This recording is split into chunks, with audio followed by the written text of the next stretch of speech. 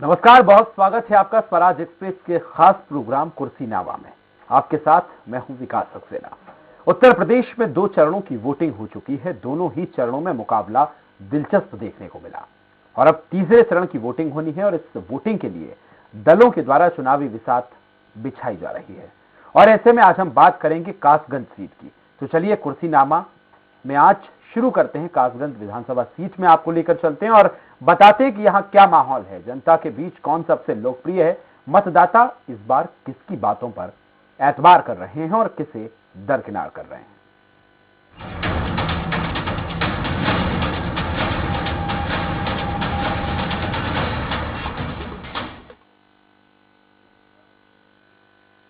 काली नदी और भागीरथी गंगा के बीचों बीच बसा जनपद कासगंज पहले एटा जिले का मुख्य भाग था। समाजवादी पार्टी के शासन में साल 2008 में कासगंज को नया जनपद बनाया गया और फिर इस जनपद क्षेत्र में हिस्से में 3 विधानसभा क्षेत्रों को शामिल किया गया। इसमें कासगंज, अमापुर और पटियाली विधानसभा क्षेत्र शामिल है। अमापुर विधानसभा क्षेत्र पहले सोरो विधानसभा क्षेत्र में शामिल था, लेकिन बीते कुछ वर्षों में पहले जब परिसीमन हुआ उसके बाद सोरो विधानसभा क्षेत्र को समाप्त कर अमापुर विधानसभा सृजित की गई और सोरो को कासगंज विधानसभा में शामिल कर दिया गया। कासगंज जनपद की तीनों विधानसभाओं पर समय समय पर हर पार्टी ने अपना वजूद कायम किया। भाजपा, कांग्रेस, सपा, बसपा तमाम दलों ने इस विधानसभा क्षेत्र में प्रतिनिधित्व किया। चर्चा को विस्तार दें उससे पहले हमारी खास रिपोर्ट देख लेते हैं। उत्तर प्रदेश की राजधानी लखनऊ से लेकर नोएडा तक अचानक दिन में धूप जलने लगी है। तापमान के तेवर जरा तीखे हो गए हैं, लेकिन ये गर्मी सिर्फ मौसम में नहीं है। मौसम की गर्मी से ज्यादा तपिश उत्तर प्रदेश के चुनावों में महसूस हो रही है। सोमवार को दूसरे चरण के लिए 55 सीटों पर मतदान हुआ। सूबे में अब तीसरे चरण का रण शुरू हो चुका है। 20 फरवरी को तीसरे चरण के लिए वोटिंग होनी है। यूपी के 16 जिलों की 59 सीटों पर वोट डाले जाएंगे। अगर बात कासगंज सदर विधानसभा सीट की करें तो पिछले 17 चुनावों का बड़ा रोचक इतिहास रहा है। 17 चुनावों में 14 चुनाव ऐसे रहे जिस दल का प्रत्याशी इन 14 चुनावों में जीता है उस दल की सरकार ही सत्ता में आई है। केवल 3 चुनावों में ही अपवाद स्वरूप परिणाम रहा है। पिछले 43 वर्षों से ये मिथक लगातार जारी है। कासगंज किंग बनाने में हमेशा माहिर रहा। 1952 में कांग्रेस के बाबूराम गुप्ता चुनाव जीते, प्रदेश में कांग्रेस की सरकार बनी। पंडित गोविंद बल्लभ पंत कांग्रेस सरकार के मुख्यमंत्री बने। 1957 कांग्रेस के कालीचरण अग्रवाल चुनाव जीते। कांग्रेस की सरकार चंद्रभान गुप्ता के नेतृत्व में गठित हुई।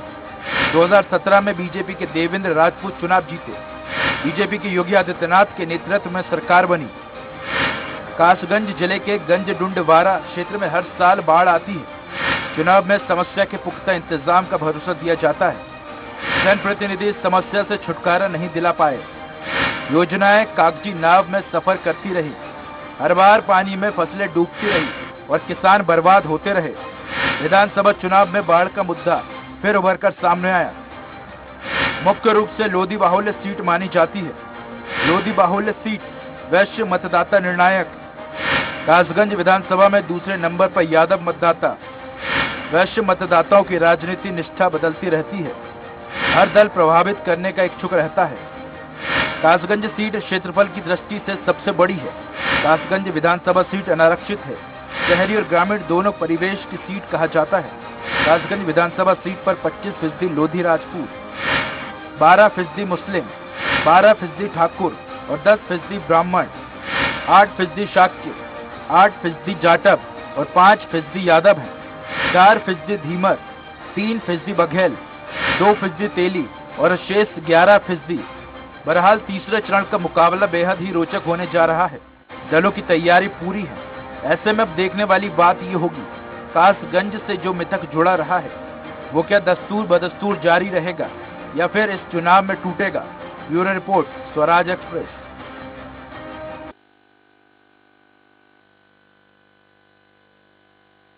किंग ये बहुत महत्वपूर्ण है। मतदाताओं का झुकाव आखिर किस ओर है, चलिए ये सब समझने की कोशिश करें हमारे कासगंज संवाददाता योगेंद्र कुमार से। वहीं कुछ और दिलचस्प पहलुओं को भी हम जानेंगे सहयोगी निशान चौरसिया से, जो हमारे साथ लखनऊ से लाइव जुड़े हैं। लेकिन सबसे पहले मैं रुख करूंगा कासगंज से हमारे संवाददाता योगेंद्र का। योगेंद्र, यदि देखा जाए तो बहुत कम समय शेष रह गया है, 4-5 दिन का वक्त है। वैसे समय में क्या कुछ सोच रहा है मतदाता? जी सर, मैं आपको बता दूं, अभी जो कासगंज सदर की बात की जाए तो वहां पर जो देवेंद्र सिंह लोधी हैं और मानपाल वर्मा है समाजवादी पार्टी से, तो इन दोनों में भारी फाइट के चांस हैं। इन दोनों की तरफ जो भी फाइट होगी, इन दोनों की तरफ होगी भाजपा और समाजवादी पार्टी से। अब देखने वाली बात ये होगी, जब वोटिंग होगा उसके बाद ही पता चलेगा, लेकिन फाइट इन दोनों में ही रहेगी। और कहने का मतलब लोधी वोट वहाँ पर 65,000 है, सबसे ज्यादा सदर विधानसभा पर लोधी वोट पाया जाता है। जी योगेंद्र, आपसे ये भी जानना चाहेंगे कि इस विधानसभा सीट पर क्या कुछ मुद्दे हैं, चाहे वो विकास हो, रोजगार हो, जो लंबे वक्त से चले आ रहे हैं, जिनकी दरकार देखी जाए तो लगातार मतदाता हर बार करते हैं, पर वो मुद्दे जस के तस बने हुए हैं? सर, विकास की तो बात की जाए कासगंज सदर से, तो विकास में तो इतना कोई मुद्दा नहीं है, लेकिन किसानों का कहना है जो आवारा गाय फिर रही है उसको लेकर किसान ज्यादा भाजपा सरकार पे निशान साध रहा है। जी, और कौन से मुद्दे हैं जो इस बार चुनाव को अगर सियासी समीकरणों की बात करें तो वो बनाने और बिगाड़ने का काम कर सकते हैं? सर, सियासी समीकरण तो ये है, और कोई मुद्दे इतना वो नहीं आ रहा है। केवल भाजपा को नुकसान हो रहा है तो केवल आवारा गायों से नुकसान ज्यादा हो रहा है सर। यहाँ की सड़कें जो है, रोजगार जो है वो किस हाल में है? सर, रोजगार तो अपने सीमित में है, थोड़ा कम भी है, ज्यादा भी है। रोजगार जिसका जैसा चल रहा है वो किसान उसमें खुश है, लेकिन भाजपा सरकार में गुंडागर्दी नहीं है, इससे किसान और ग्रामीण और बाकी जनता बहुत खुश है। योगेंद्र, यहाँ हर साल बाढ़ की जो एक समस्या है, बाढ़ का जो पानी है वो लगातार क्षेत्र में जलभराव हो जाता है, उसको लेकर क्या कुछ कदम पिछली सरकारों ने उठाए हैं? सर, बाढ़ का तो वही है सर, जो बाढ़ आने के चांस होते तो आला अधिकारी सर अपनी व्यवस्था करते हैं, और फिर बाढ़ खत्म होने के बाद कोई वहां पर वो नहीं रहता है सर। जब बाढ़ आने के चांस रहते तभी आला अधिकारी जागते हैं और उसका वो इंतजाम करते हैं सर। जी, मैं आपके पास योगेंद्र लौटूंगा। हमारे साथ निशांत चौरसिया हमारे संवाददाता लखनऊ से मौजूद हैं। निशांत, किस तरह से देखते हैं कासगंज सीट को? क्या कुछ सियासी समीकरण, किस तरह से सियासी ताना बाना बुना जा रहा है?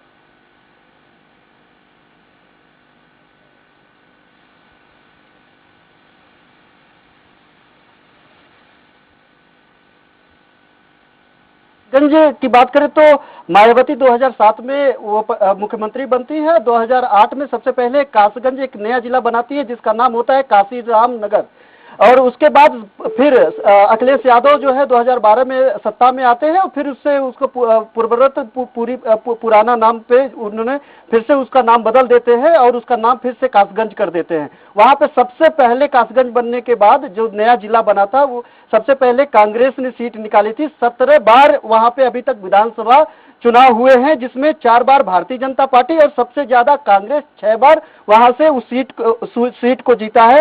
समाजवादी पार्टी 2 बार और 1 बार जो है बसपा वहां से जीती है। और इस भाजपा से पहले जनसंघ हुआ करता था जिसमें भारतीय जनता पार्टी के लोग ही हुआ करते थे। जनसंघ 1962 में वहां से जीता था। भारतीय जनसंघ फिर बना था 1969 में, एक बार उसके विधायक बने थे। जनता पार्टी 1977 में और जनता दल 1989 में वहां से विधायक बने थे। जाहिर सी बात है, अगर इन 4 बात देखा जाए, जनसंघ, भारतीय जनसंघ, जनता पार्टी और जनता दल, तो एक जनता दल को छोड़ करके ये भी समझ लीजिए कि भारतीय जनता पार्टी के खेमे में ही और इसी विचारधारा को फॉलो करते हुए ये सीट रही है मैक्सिमम। लेकिन अगर कांग्रेस को देखा जाए तो 6 बार वहां से विधायक उसके भी रहे हैं। जाहिर सी बात है कि वहां की जो जनता है वो सभी पार्टियों पे लगभग उसने अपना विश्वास किया है। लेकिन चूंकि कासगंज के अगर क्षेत्र देखा जाए, वहां पे बाढ़ और वहां पे रोजगार और वहां पे जिस तरीके से हमारे सहयोगी ने बताया कि वहां पे गाय को लेकर के और सांड को लेकर के, किसानों को लेकर के थोड़ी सी समस्या लगातार बनी हुई है। तो इस समय की अगर बात करें तो इस समय कहीं ना कहीं ये सब सारे मुद्दे वहां पे जेन्युइनली बने हुए हैं, जिसको लेकर के वहां पे लोग उस मुद्दे को उठा रहे हैं। लेकिन अगर पूरे सियासी समीकरण की बात करें तो वहां पे भारतीय जनता पार्टी ने पिछली बार देवेंद्र सिंह ने तकरीबन 50,000 से ज्यादा वोटों से हराया था। 2012 में सपा से मानपाल सिंह चुनाव लड़े थे और बीएसपी के हसरत उल्ला सिरवानी वहां से दूसरे नंबर पर रहे थे और उनको 10,179 वोट से मानपाल सिंह ने हराया था। और और 2017 में हसरतुल्लाह सिरवानी फिर बसपा को छोड़ करके समाजवादी पार्टी ज्वाइन करते हैं और मानपाल सिंह का टिकट काट करके समाजवादी पार्टी हसरतुल्लाह सिरवानी को जो है टिकट दे देती है। फिर वो लगभग 50,000 से ज्यादा वोटों से देवेंद्र सिंह राजपूत उसको हरा देते हैं। यानी मानपाल सिंह एक बार माफ करिएगा, मानपाल सिंह एक बार जो है वो हरा चुके होते हैं, लेकिन फिर भी उनका टिकट काट दिया जाता है हसरतुल्लाह खां के चलते। और हसरतुल्लाह खान सबसे पहले समाजवादी पार्टी से हारते हैं, फिर भारतीय जनता पार्टी से हारते हैं। और इस बार फिर से समाजवादी पार्टी मानपाल सिंह को अपना प्रत्याशी बनाया है पिछला ट्रैक रिकॉर्ड को देखते हुए, और भारतीय जनता पार्टी की तरफ से फिर से देवेंद्र सिंह राजपूत को जो है फिर से बनाया गया है, जो सिटिंग एमएलए भी है वहां से। अगर वहां पे और भी उसके पीछे बात किया जाए तो मैं आपको बता दूं 25% लोधी यहाँ पे रहते हैं, लोधी राजपूत सबसे पहले मैं क्लियर करूंगा, ये ठाकुर नहीं होते हैं, ये ओबीसी समुदाय से होते हैं। और यानी सब साफ है कि ओबीसी वहां पे सबसे ज्यादा है, चूंकि और देखा जाए 12% मुसलमान हैं वहां पे, 12% ठाकुर हैं, 10% ब्राह्मण हैं, 8% शाक्य और जाटव भी वहां पे हैं, और 5% यादव और 4% धीमर और 3% बघेल वहां की ये जो और 11% ऐसे हैं जो अन्य समुदाय से हैं, अन्य वर्ग के लोग हैं। जाहिर सी बात है कि जो वहां पे लोधी राजपूत जो ओबीसी जिधर वोट कर दिया उधर की सीटें निकल जाती है। माना जाता है कि लोधी राजपूत मैक्सिमम भारतीय जनता पार्टी की तरफ उनका झुकाव रहा है शुरुआती दौर से, इसीलिए भारतीय जनता पार्टी को वहां से सीटें निकलती आ रही है। उसके अलावा वहां पे जो सांसद है वो खुद ही जो है भारतीय जनता पार्टी से हैं, और जो कासगंज की 3 सीटें हैं वहां पे, कासगंज जिले में 3 सीटें 2017 में भारतीय जनता पार्टी ने जीता था, और अप्रत्याशित जीत मिली थी इस सीट से। 50,000 से ज्यादा वोटों से उन्होंने हसरतुल्लाह सिरवानी को हराया था, समाजवादी पार्टी के कैंडिडेट को। तो जाहिर सी बात है कि इस बार जो है जिस तरीके से लगा माहौल है, तीसरे चरण का चुनाव होने मात्र 4 दिन है, लोधी जो वहां पे पहली बार, एक बात और मैं विकास मैं आपको बताना चाहूंगा कि यहाँ पे 53 साल बाद कोई प्रधानमंत्री कासगंज दौरे पे आया था। इसके पहले 1969 में जो है श्रीमती इंदिरा गांधी आई थी, उसके बाद जो है पहली बार प्रधानमंत्री नरेंद्र मोदी 11 फरवरी को वहां पे आकर के उन्होंने जनसभा किया था। बरेली का जनसभा उन्होंने कैंसिल कर दिया था, लेकिन उन्होंने वहां कासगंज दौरे पे गए थे, जो इस सीटों पे और देवेंद्र सिंह के लिए उन्होंने वोट मांगे थे व्यक्ति। और उसके अलावा आज खुद सवेरे 11:20 पे देवेंद्र सिंह के लिए जो है खुद मुख्यमंत्री वहां पे पहुंचे हुए थे, वहां पे उनके लिए वोट मांग रहे थे। जाहिर सी बात है कि उसकी गंभीरता को इस बात से अंदाजा लगाया जा सकता है कि कासगंज जिला जो है, कासगंज का ये सदर सीट कितना महत्वपूर्ण है। विकास बिल्कुल निशांत, बहुत महत्वपूर्ण आपने जानकारी साझा की है। एक लंबा अरसा बीत चुका है जिसके बाद प्रधानमंत्री कासगंज पहुंचे हैं। इस चर्चा को हम जारी रखेंगे निशांत, यहां वक्त एक छोटे से ब्रेक का, बहुत जल्द होंगे हाजिर।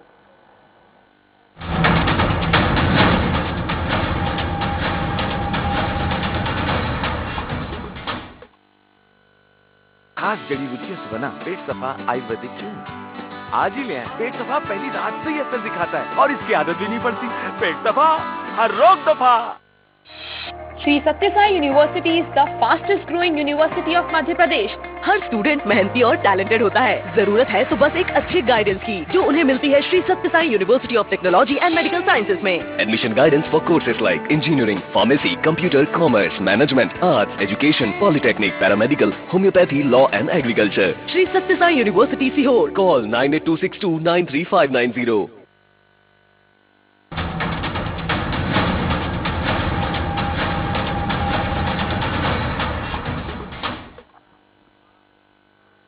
ब्रेक के बाद एक बार फिर आपका स्वागत है। आज कुर्सीनामा में बात चल रही है कासगंज विधानसभा क्षेत्र की। यहाँ का ताना बाना जो है वो किस तरह से बुना जा रहा है, सियासी समीकरण समझने की कोशिश हम कर रहे हैं। लगातार हमारे संवाददाता लखनऊ से निशांत हमारे साथ जुड़े हुए हैं। निशांत, आपने बताया कि लोधी समुदाय जो है यहाँ बहुतायत में है और निर्णायक भूमिका निभाता है, तो इस बार इस समुदाय की यानी कि जो ओबीसी वर्ग है उसका झुकाव किस और रहेगा? और पिछली बार एक और सवाल यहां से मैं ऐड करना चाहूंगा, जिस बार पिछली बार अगर हमने देखा कि बीजेपी 50,000 के एक अंतर से इस चुनाव को निकाला था, तो क्या ये अंतर वही बरकरार रहेगा या कुछ घट बढ़ सकता है? क्या लग रहा है निशांत? 2012 में इस सवाल का जवाब सबसे सटीक इस तरीके से दिया जा सकता है कि 2012 में समाजवादी पार्टी से मानपाल सिंह हजरतुल्लाह सिरवानी को हराए थे और 10,000 तकरीबन 10,000 वोटों से हराए थे। यानी वहाँ की जो जनता थी, यादव और गैर यादव ओबीसी सब लोगों ने समाजवादी पार्टी की तरफ उन्होंने रुख किया था और उनको वोट किया था। 2007 में मायावती को सीट मिली थी। यानी जब मायावती का दौर आया, 2005 के बाद जब मायावती का दौर आया तो वहां की जनता उस लहर में मायावती के साथ गई। फिर सपा का लहर आई, समाजवादी पार्टी के साथ गई। फिर 2017 में देखा जाए वो भारतीय जनता पार्टी की तरफ गई। लेकिन जो इस आंकड़ों के पीछे एक सबसे बड़ा रीजन है कि कितने वोटों से जीत हासिल हो रही है, क्या कड़ी लड़ाई रही है या फिर लहर में काफी अप्रत्याशित जीत मिली है। तो इस यहाँ पे देखा जाए 2005, 2007, 2012 यहाँ पे कांटे की टक्कर रही है। 10,000 बिल्कुल निशांत, मैं आपके पास लौटा हूं। हमारे साथ कांग्रेस के जिला अध्यक्ष अदनान जी भी जुड़ गए। अदनान जी, बहुत स्वागत है। मेरी आवाज सुन पा रहे हैं? जी, मैं सुन रहा हूँ। सर, आज हमारा खास प्रोग्राम कुर्सीनामा में हम कासगंज विधानसभा क्षेत्र की बात कर रहे हैं, यहाँ के सियासी समीकरणों को समझने की कोशिश कर रहे हैं। अब जब बहुत कम समय शेष रह गया है, कितनी तैयारी है, कितने कॉन्फिडेंट नजर आ रहे हैं आप? नहीं, कांग्रेस तो देखिए पूरे उत्तर प्रदेश में लड़ रही है जी। कांग्रेस पहले से आपके संज्ञान में है भी। आदरणीय दीदी प्रियंका गांधी जी ने जो यहाँ मेहनत की है, जो जनता को समझाने की कोशिश की है, वो जनता समझ चुकी है। कांग्रेस दमखम से लड़ रही है जी। लेकिन सर, ये भी आपसे जानना चाहेंगे, कासगंज में हमने लगातार देखा है, पिछली बार जो जीत हुई थी बीजेपी की, वो एक बड़ी जीत थी। लगभग 50,000 के आसपास का उन्होंने एक अपनी लीड लेके चली थी। तो क्या इस 50,000 के अंतर को कांग्रेस कम कर पाएगी? आप निश्चित रहिए, आपके सामने परिणाम होंगे 10 तारीख को। आप देखेंगे कि वो दौर गया जो 50,000 से जीता करते थे। अब जनता समझ चुकी है, जागरूक है। इन्होंने देश को बेच लिया, खत्म कर दिया। और जनता ये देख रही है कि अगर कोई संभाल सकता है तो सिर्फ कांग्रेस पार्टी है जो इस देश को संभाल सकती है। ये हम केपी जी से जान लेते हैं। केपी जी हमारे साथ जुड़ गए हैं, भाजपा जिला अध्यक्ष हैं कासगंज की। केपी जी, आपने अदनान जी की बातों को सुना होगा। कांग्रेस प्रवक्ता अदनान जी ने कहा है और आप पे आरोप लगाया है कि देश को बेच दिया है आपने। कैसे देख रहे हैं सर? ये उनका स्वयं की अपनी बनाई हुई कहानी है। क्योंकि बेचने वाली बात जब आती है कि जब उसको बेचकर हम अपना कुछ पर्सनल ही कुछ करते हैं। अगर सरकारी कोई चीज ऐसी है जिसमें घाटे में जा रही है या जिससे हमें कोई फायदा नहीं हो रहा है, तो ऐसा प्रबंधन करते हैं ताकि हाथ में देखे उसकी इनकम बढ़ जाए या वो सही तरह से व्यवस्थित हो जाए। इसके लिए पहल की जाती है कि ना कि उसके देश में घाटे के ले जाने के लिए, बेचने के लिए भी, अपने स्वास्थ्य के लिए पहल की जाती है। ये उनकी अपनी सोच है, ऐसा नहीं है। वो सोच ही नहीं पाए, आज तक यही होता रहा है। ऑफिसों में पहले बाबू नहीं जाते थे, 2 घंटे काम करते थे, 2 घंटे काम करके जनता का काम पेंडिंग रहता था और सबसे बड़ा हमें जो हमारी आर्थिक पोजीशन थी डाउन होती थी। आज वो नहीं है। आज सब चीज एक्टिव हो गई है, सरकार कर रही है। सरकारी नौकरियों में अगर कहीं कमी आ रही है या कहीं ऑफिसों में दिक्कत है तो उसे प्राइवेटाइजेशन कर दिया गया है। ये सरकारी पहल है, इन हिसाब से ये नहीं टिका गया है, ऐसा कुछ भी नहीं है। सर, हम कासगंज की बात कर रहे हैं। पिछले 5 सालों में यदि हम देखें तो आपने कितना काम किया है और उस विकास के काम पर क्या लग रहा है, कितने कॉन्फिडेंट हैं 2022 की बारी में? बहुत ज्यादा। हमारे यहाँ 3 विधानसभा सीट है और 3 की 3 सीटें ही निकल रही हैं। पहले हमारी जो विधानसभा सीट एक पटियाली थी, वो 3,500 से जीते थे हम मात्र। वहाँ 90,000 मुस्लिम वोट है और 35,000 यादव है।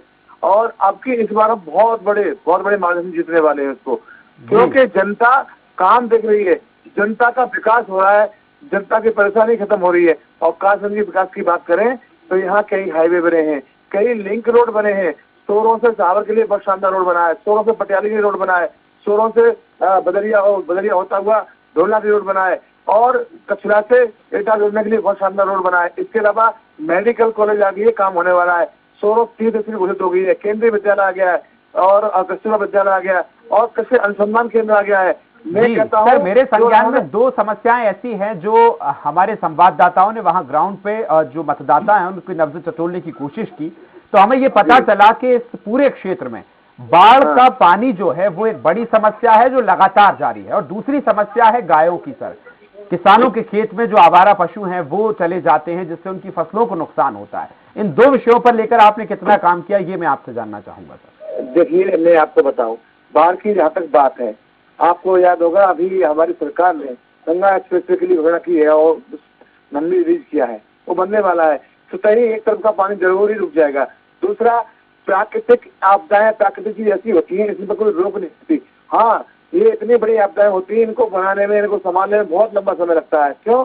तो जब हम ऐसे ऐसे देश उदाहरण से, जापान है, तो सुनामी आई, इतना बड़ा संपन्न देश है, वहाँ कुछ नहीं कर पाए वो। ऐसे ही कभी कभी प्रलय होती है, केदारनाथ में होगी, ऐसे ही जब आते होती है तो बाढ़ें ऐसी होती है कि वो उनका रूप परिणत हो जाता है। वैसे सरकार ने हमारे बांध बनाए हैं, कच्चे रोड बनाए हैं, जिससे पानी गाँवों की तरफ ना बहे। दूसरा, क्या लग रहा है 2022 में सर, क्या वही लीड बरकरार रहेगी, 50,000 का अंतर? निश्चित मानिए थोड़ी बहुत अंतर घट सकता है। वो क्यों घटेगा? इन्होंने सपा ने और इन्होंने यहाँ उत्तर प्रदेश में जो माहौल बना दिया है, इन्होंने जाति धर्म में बांट दिया है। इन्होंने एक मुस्लिम समाज को एक जगह इकट्ठा कर दिया कि भाई बीजेपी दुश्मन है। और केपी जी कांग्रेस को कहाँ देख रहे हैं? कांग्रेस किस नंबर पर आप अगर उसको आंक रहे हैं? कांग्रेस तो शून्य है। कांग्रेस का कोई बोलबाला नहीं है। जो किसी कोई टिकट नहीं टिकट देता है, किसी टिकट नहीं मिलती है, वो टिकट ले आता है, टिकट लेने वाले नहीं है कांग्रेस के। तो अदनान जी, आपको रेस से बाहर कर दिया है केपी जी ने, कैसे देख रहे हैं? ये ऐसा है जैसे इनके काम कागजों पे हुए हैं, ऐसे इनकी बातें भी कागजी हैं। आप देखेंगे 10 तारीख को इनके ताबूत पे कील ठोकने का काम कांग्रेस ही करेगी, आप निश्चित तौर पर देखिएगा। ये ताबूत की बात करते हैं, जनता ने ताबूत तो पहले इनके लिए खत्म कर दी, बना दिया, क्योंकि इन्होंने शासन किया, इनका शासन था, और फिर करप्शन देखा, भ्रष्टाचार देखा, जनता ने इनको नकार दिया। इतना पूरे प्रदेश में, पूरे देश में राज करने के बाद जनता ने किनारा कर दिया। जी जो कह रहे हैं ये इनकी मजबूरी है, इनको ये कहना पड़ेगा कि हम 50,000, लेकिन इन्होंने हार स्वीकार कर ली कि जब इन्होंने अभी आपके सवाल पे कहा कि कुछ कम अंतर होगा, तो आप समझ लीजिए कि ये देख रहे हैं। अदनान जी, आप तो विपक्ष के तौर पर खड़े हैं सर, वहाँ विपक्ष के नाते आप बता दीजिए क्या कुछ काम ऐसे 5 साल में होना थे जो बीजेपी ने नहीं किए? अभी हम सुन लेते हैं केपी जी। मैं आप मुझे ये बताइए मान्यवर, क्या इस वक्त देश नहीं जानता या प्रदेश नहीं जानता कि बीजेपी ने कुछ ही नहीं करा? सर उन्होंने तो अपनी टीका बता दी है। एक उदाहरण दे रहा हूँ जो टीके को इस बात को कहते हैं, ये सब टीका मोदी जी ने यहाँ फ्री कर दिया कि अब से पहले जो महामारियां आई थी तो कांग्रेस ने टीके फ्री नहीं लगाए थे। हर बाजू गवाही दे रहा है, 25 चवन्नी भर का जो निशान सबके हाथों पे है वो कांग्रेस की दौर की तो बात है जी। तो ये तो कुछ भी हो जाए बस उसको एडवर्टाइज के जरिए भराना चाहते हैं। मैं बताऊं उस टीकों को बनाने में 11 साल लगे, उससे पहले बहुत सारी मौतें हो गई, और जो आपका टीका बना है वो मात्र 1 साल के अंदर बन गया। जहां अमेरिका, जर्मनी, फ्रांस वहाँ इंडिया का टीका कार्यक्रम हुआ, उनकी अपेक्षा हमारे यहाँ बहुत कम मौतें हुई। हमारी संख्या बल ज्यादा है, मौतें कम हुई है। ये आपका आंकड़ा कह रहा है कि मौतें कम हुई, लेकिन मेरे आदरणीय अध्यक्ष जी, मौतों का आंकड़ा देश जानता है कि बहुत बड़ा है जो छुपाया गया है। नहीं, आपका फेलियर रहा उसमें कि जब आदरणीय राहुल जी ने कई महीने पहले कहा था कि एक महामारी आ रही है और उसको देखा जाए, लेकिन उसको राजनीतिक तौर पर भाषण समझ के उस पर गौर नहीं करा गया। अगर तभी आप राहुल जी की बात पे गौर करते तो इतनी बड़ी जाने का नुकसान इस देश को नहीं होता। राहुल जी की बात छोड़िए, हम कहते हैं जहाँ अमेरिका, फ्रांस, इटली, जर्मनी सारे देश विकसित थे, वहाँ डॉक्टरों की भरमार है, सुविधाओं की भरमार है, वो सारे देश कैसे फेल हो गए?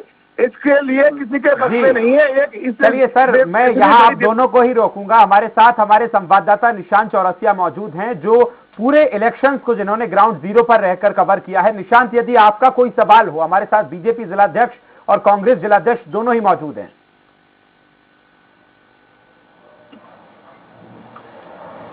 बिल्कुल विकास, हम भारतीय जनता पार्टी से पूछना चाहेंगे कि आपको ये प्रत्याशी जीत मिली थी और वहाँ पे बेसिकली आप लोग बात करते हैं वहाँ पे बाढ़ के पानी को लेकर के, उसके लिए आप लोगों ने क्या कहा? कांग्रेस के जो हमारे साथी हैं उन्होंने तो सवाल नहीं किया, लेकिन हम मीडिया वाले हम लोग तो पूछेंगे जनता के लिए। बिल्कुल, केपी जी बता दीजिए क्या कुछ आपने कदम उठाए हैं? प्राकृतिक आपदाएं हम भी मानते हैं, लेकिन सर तैयार तो रहना होगा ना, इतनी जिम्मेदारी तो है हमारी। हमारे यहाँ पटियाली विधानसभा के अंदर अभी माननीय बैरागी ममता साहब ने बांध बनाया है, कई किलोमीटर में कच्चा बांध बनाया है, उसमें सारे पक्की रोड निकाली है। और मैं जानता हूँ देश के अंदर, जहाँ तक मैं देश के अंदर देख पा रहा हूँ, इसके ऊपर बहुत गौर किया गया है। और श्रीमान योगी जी ने, मोदी जी ने हमारे जो गंगा एक्सप्रेस बनाया है, वो गंगा के एक्सप्रेस लिए बनाया है कि बाढ़ का प्रकोप ज्यादा न चले। ये उनकी सबसे बड़ी पहल है जी। निशांत, और कुछ पूछना चाहेंगे आप? जी बिल्कुल विकास, और भी बहुत सारे मुद्दे हैं वहाँ पे। कोरोना को लेकर के लोग, कासगंज की स्थिति लोग देख चुके हैं, वहाँ पे स्वास्थ्य सेवाओं से लेकर के वहाँ पे स्थिति देख चुके हैं। इस 5 सालों के दरमियान वहाँ पे विकास को लेकर के भी वहाँ की स्थिति देख चुके हैं। उन लोगों का कहना है, और साफ तौर पे पूरे प्रदेश में जो स्थिति है गाय और सांड को लेकर के जिस तरीके से लोगों ने बात किया, उसका भी शायद जवाब मैं आपसे जानना चाहूंगा सर कि जो गाय को लेकर के, छोटा सांड को लेकर के योगी जी ने बहुत ऐसे जगह है जहाँ पे गौशाला बनवाया है, कासगंज में वहाँ की क्या स्थिति है? क्योंकि वहाँ पे किसान लगातार ये बात उठाते हैं। मैं इसको बताऊंगा। यहाँ भी महाराज जी ने, योगी जी ने बहुत सारी गौशाला बनवाई है और अभी कुछ समय के लिए जैसे चुनाव का माहौल बना है, गौशाला का गौओं का अतिक्रमण बढ़ा है, वो ऐसे कारण भी विपक्षी है। क्यों? क्योंकि उन्होंने देखा चुनाव का माहौल है और किसान गौओं के नाम से भड़केगा या नुकसान होगा तो भड़केगा। इसी साजिश के तहत जहां हमने बहुत सारे गौ माताओं को पकड़ के गौशाला में बंद कराया और अगले ही 2 दिन में उतनी गौ फिर दोबारा से आ गई। चलिए सर, कितना काम हुआ है ये तो जनता जो है, मतदाता जो है वो आने वाली 10 मार्च को दे देगा। फिलहाल आपका अदनान जी और केपी जी, आप दोनों का ही बहुत शुक्रिया। निशांत, एक अंतिम टिप्पणी बहुत संक्षिप्त में आपकी चाहूंगा, समय की बेहद कमी है मेरे पास।